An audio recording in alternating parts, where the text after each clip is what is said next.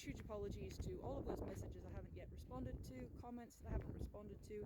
It's not for lack of wanting, it's for needing to get Christmas sorted out before I went away for work, which then got cancelled anyway. So thanks C19 for that. But hey ho, we're keeping everybody safe and that's what matters. And I've finally gotten out onto a field today, this afternoon, late afternoon as you can tell. In the Highlands of Scotland it gets dark about 3:30, 4 o'clock this time of year, so it's very late afternoon, and I have managed to get out on a field. Gavin is down that way. It's a field that I've been on when it was pasture, but it has been ploughed, and it was hard ploughing because you can see there's bits of the grass in here, and when we went to dig it, when we went on this as pasture, it was solid. It was so tough, so I'm sure that there's probably some broken plough parts in this field, thanks to the rocks and the soil. Anyway, just had a quick out, so I thought I'd say hi. I've got a signal here on the simplex I was going to let you hear, and then we'll dig it together and we shall see what it is. Okay, so here we have the simplex, and as you can see, I have our full sensitivity, but in part 1, because in field, there's a bit of slag in this field, and it was just getting a little bit chatty with that, so I went over to field 1 so that I could, part 1, so that I could swing a bit faster. But I've also come across this. Let me find it again. Very solid, nice signal. So let's have a dig of that up and let's see what it is. I'm afraid I can't allow you to see the product that I'm testing, but I can suffice it to say that it's behaving itself very, very well, and you will see that review on an episode of the Underground History Show coming up, episode 2. But this is what that solid signal was. It is a bullet casing. I shall clean it up and I shall put pictures in at the end. But that's what that is. Not terribly exciting, but I've had a wee button so far and a little piece of some sort of scrap copper, and I don't think Gavin's done much better with the Equinox.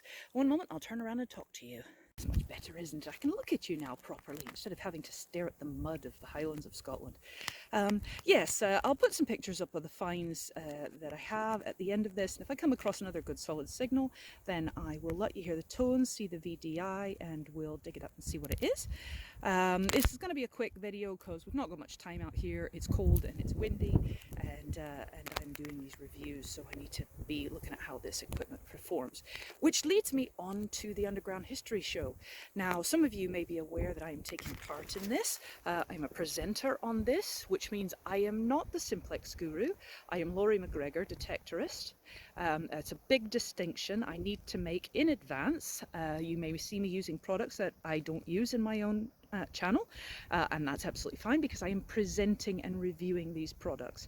The first episode was due out on Friday due to problems with C19 and tiers. We are hoping that is going to go out on Monday now, but I will put up announcements and links all over the place. Otherwise, you can look for the Underground History Show YouTube channel, and that's where it's going to air. It should be out on Monday, but as I said, I am Laurie McGregor, detectorist and presenter on this show, not the simplex guru, just so everybody understands that. But it's about detecting, it's by detectorists for detectorists. I think it's really interesting. I think it's a concept that hasn't been done before, a magazine show for metal detectorists. We review products, we go to digs when we are allowed and talk to people that are finding things and about their soil, and we talk about the history of the finds that we've got. We talk to people and we look at what finds they have, and how their careers have gone through, or their lives through metal detecting have gone. And I just think it's really, really interesting. So hopefully you'll tune into that with me, with me, Laurie McGregor. And not be too disappointed that I'm not the simplex guru, because I will be stating that on this channel, which is mine. Anyway, I'm doing all this talking and I'm not actually getting out on that field, so let me go find you another signal so you can hear it. Hey, sorry, it's quite cold out here. I just have come across something that I wanted to talk to you about with regards to ground balance. Now, I'm always telling you to ground balance your machine, and to ground balance when the soil changes, and to check it because you just don't know, and you don't want to be dampening your detector or overtuning your detector in relation to the soil if you don't have to. And you don't have to, because it's really quick and easy to ground balance.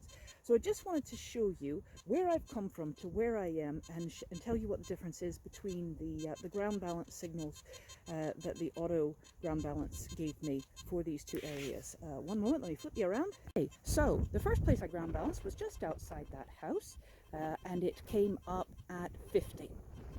3 times, beep, beep, beep, and it came up as just over 50. It was bouncing between 50 and 55. I have just come onto this where the ploughing has stopped, and I'm now onto this pasturey bit. I've just done a ground balance, and it has come up to 78. Now that's quite a difference from low 50s to high 70s in your ground balance, and that's not a huge distance I've walked. Now that's ploughed, this is pasture. Again, well, it's not pasture, it's formerly ploughed, it's been planted, it's got stubble on it, but that's your difference. The ground changed, I checked my ground balance, it was very different, and that's what I want to emphasize to you. Your ground changes, or every so often, every 30 minutes or so, just check it. On the simplex, it's easy, just check it, and make sure you're still optimal conditions for finding those treasures. Now, let's hope this field's going to give us some so I can show you them. Let's get going. Hey, sorry folks, I didn't get to do an outro on the field because the dogs from the house started barking and were driving Gavin and I mad, and we were sure they were driving the people that lived in the house mad, so we made the decision just to chuck everything in the boot of the car and get gone. I did want to say that I ground balanced again halfway down that field back to the house, and it was in the 60s, so you had it in the 50s at one end and in the 70s at the other end and in the 60s in the middle, so that shows the importance of ground balancing. I will put up pictures of finds now, and just want to wish you all a happy festive season if I don't see you again before the big days that happen.